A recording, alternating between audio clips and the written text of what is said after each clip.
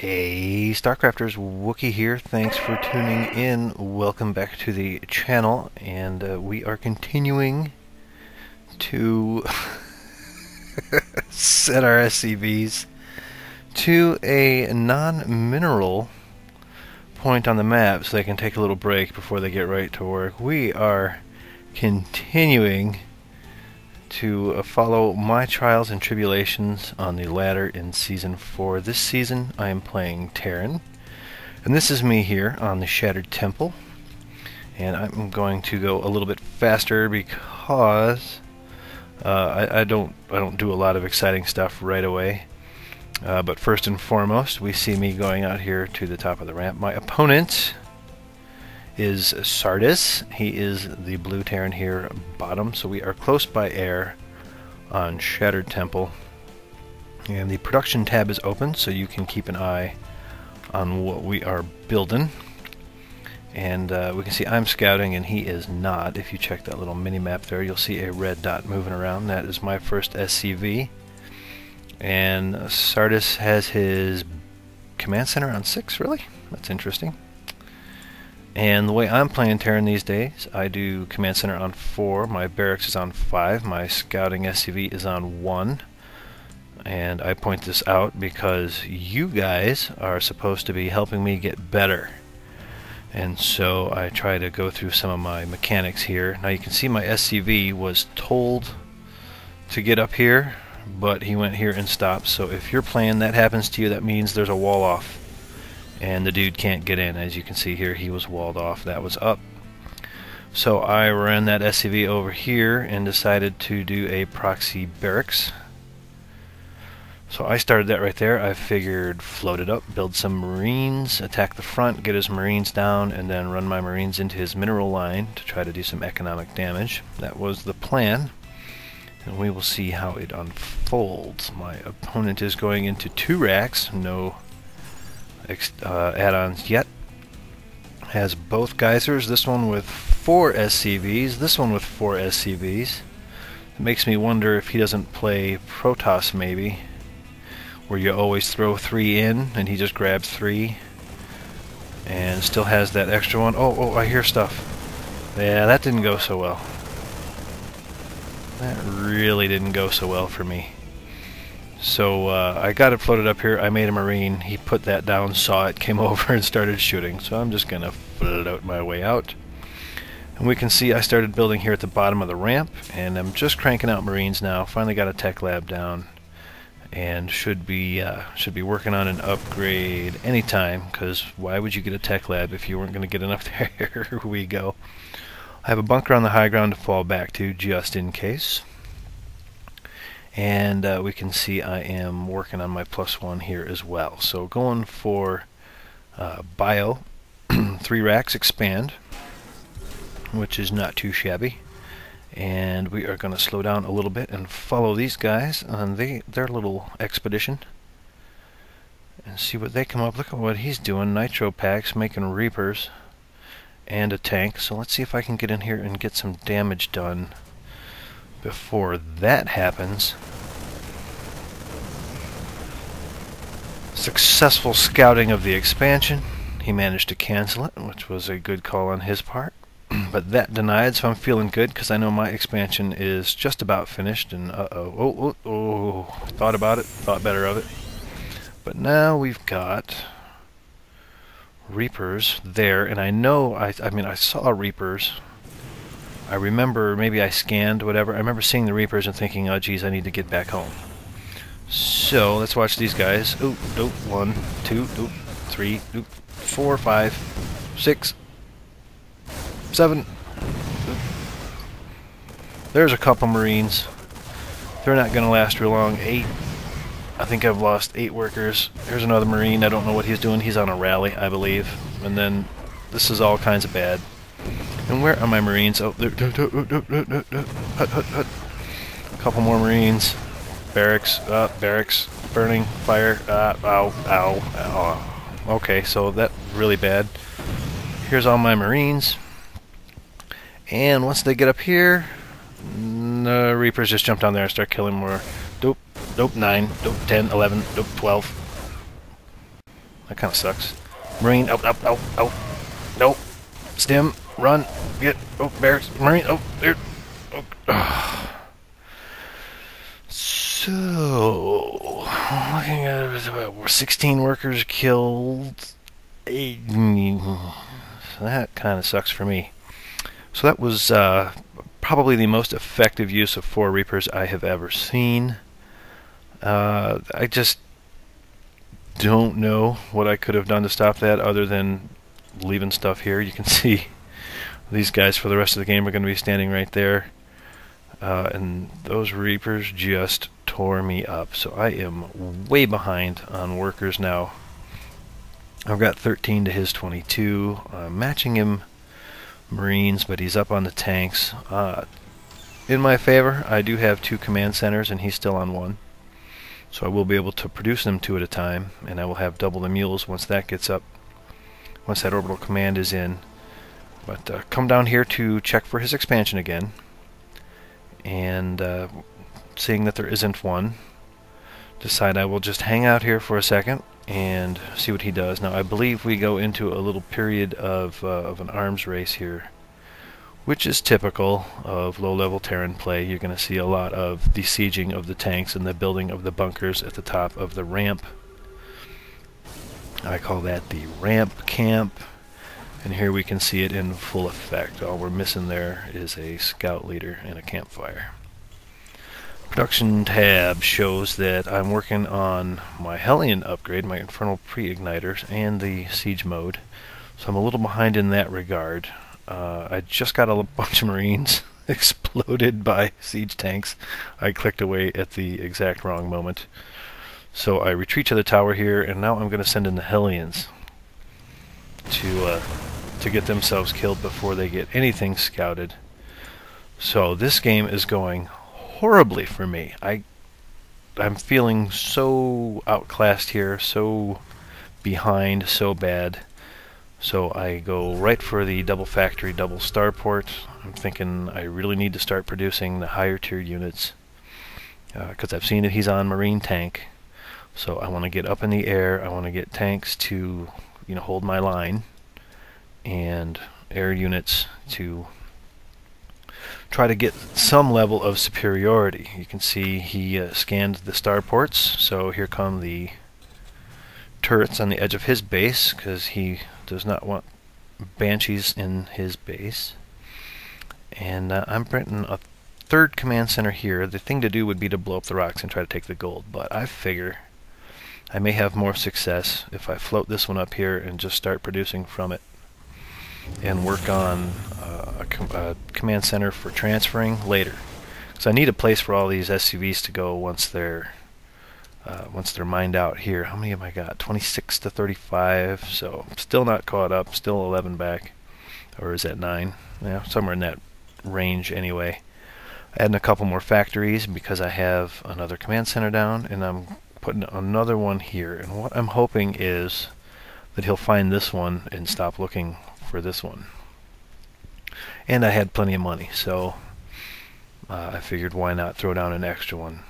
Worst case scenario, it doesn't stay there very long, but if I get 400 minerals mined from it, I'm better, right? Or at least I'm even. What's this? There's one you don't see very well. Neo steel frame. That's sweet. All right, we got a couple of Reapers coming in for my opponent, and I went with the watchtower there, the sensor tower, just to because I was paranoid of him coming across with air units too, and I didn't want to have to build a gazillion of these turrets.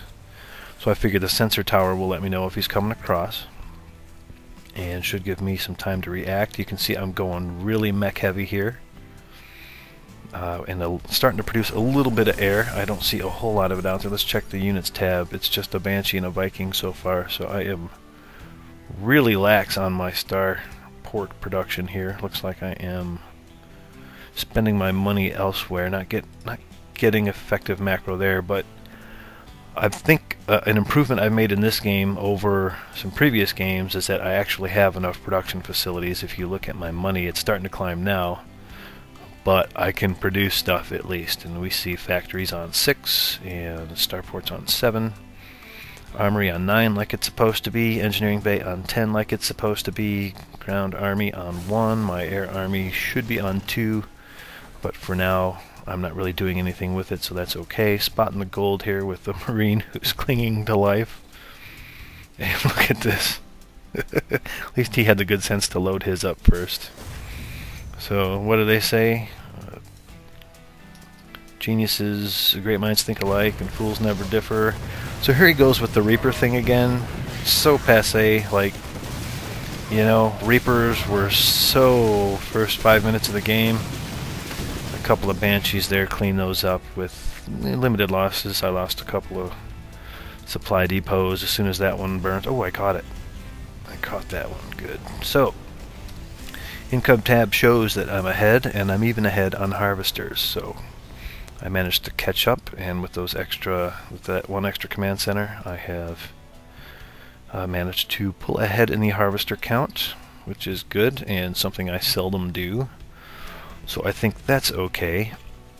And I find it's much easier to macro with the Terran than it is the Zerg. With the Zerg I had the whole creep spread and larva inject thing really bogged me down. It made it very difficult for me to produce.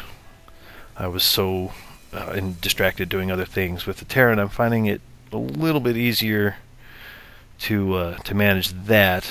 And we can see I just had like 1,700 minerals. But then you just select your 5 factories or whatever and make Thors and you're good. So bringing in the Thors, not sure why, decided it would be a good idea. Getting my vehicle and infantry upgrades here. You can see I'm ahead. He's at level 1. I'm working on level 2s. So sensor tower party going on over here. Good grief. Lots of circles. And still that arms race going on. We have, you know, other than a little harassment damage, there hasn't been a whole lot of army exchanges. I would like to see me out here with a little more map vision, making that a little more of a priority, because I'm kind of in the dark. You can see I don't really know what he's doing here. I saw all those dots move though. That was kind of cool. And then look at what he does. He makes a metric crap ton of Vikings. That is just huge. And I apologize for the ticks there. My frame rate is dipping down with all these units on the screen. But I turned the graphics up so you guys could see pretty pictures. And that's a lot of Vikings. How many is it? 37. But I have 2 missile turrets, so that should handle this no problem. I did have some Marines over here coming out of these 3 barracks, and they're not going to last real long. But they are killing some Vikings. These upgrades are, give me a Marine. 1-2 Marines, 1-1 Vikings, and then the Banshees and the Marines that I sent from over here. Clean that up nicely. Cost me a command center, but I can rebuild that, no big deal. So I would say for what he lost, you know, that's a lot of money. The resources lost is in my favor. So I would say that, you know, he threw away all those Vikings to take out my command center and SCVs, you know, handful of Marines or whatever. But so I felt good about that exchange. I was thinking, all right, I am probably ahead here. So that's when I got the courage to go stand in the middle of the map. And I've been watching my replays, and one thing I noticed about all of them is I'm super tentative. I just don't want to go put all my stuff at risk. And what I really have to consciously think of while I'm in game is to get out there and force him to fight me away from my base. Because if he gets in my base and starts killing stuff, we're just checking for an expansion, and then I know I'm going to hit the gold. I think I had seen this. So we are going to walk in here, and I've got a lot of Thors, and that goes down pretty quickly. SCVs poor things. You'd think they would be like AI written to go hide in a corner instead of try to run past the Thors, but no. They just line up and march straight to their deaths. Siege tank getting a little damage in, but I don't even know if I lost anything there, so I felt pretty good about that. And I'm like, let's go see what's over here. Then when you A-click move, all your air units fly over the turrets and they die. So that's something that needs to be fixed. I think I'm going to go write a forum post about that. Because come on, let's fix that. Seriously. Now I have a bunch of Thors wrecking his natural, and that's good for me. And then look what he did over here. He made a bunch more Vikings, and rather than engage the Thors, which was smart, he's just going to come wreck my base. Why not? So I'm like, great. Base race, and apparently clicking on your Thors is too much trouble. What the heck am I doing? What is all this? Okay, I ran all my SCVs out, and apparently I am building a base over here. Yep, okay. So I'm like, okay, you can have all that. Do I have a nuke in there? There's a nuke in there. Okay, that should detonate. I'm going to write a forum post about that too. So here the Thors are moving into his base. We are in a complete base trade situation, and I'm thinking I got these three. So here come more barracks for me, more factories for me. A little long distance mining going on. That should be a planetary fortress anytime soon. And I'm hoping he doesn't know about those. He does know about those, alright. And I'm thinking all I gotta do is blow up these and I should be good, because I don't know about this up here. And his buildings are on the move.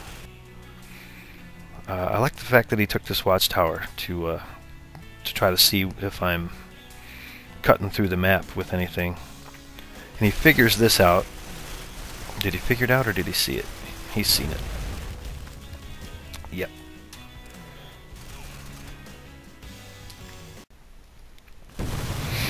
So now this expansion is getting wrecked by Vikings while I run my slow Thors to try to get in there to do a little damage. And he has the advantage on me that his army is much more mobile, mine's much more powerful. And right now I am just trying to make as many Marines as I can, because I know my Marines will be able to do a significant amount of damage to those Vikings, because they're 2-2. But here he already is, and this should have been a planetary fortress. That was, oh, I lost my engineering bay in my main before I got that converted over, because I remember trying to get it and it wouldn't work. And we might even see in my production tab here and an engineering bay go down. No, okay, there's his Vikings. I went over here and grabbed this gold.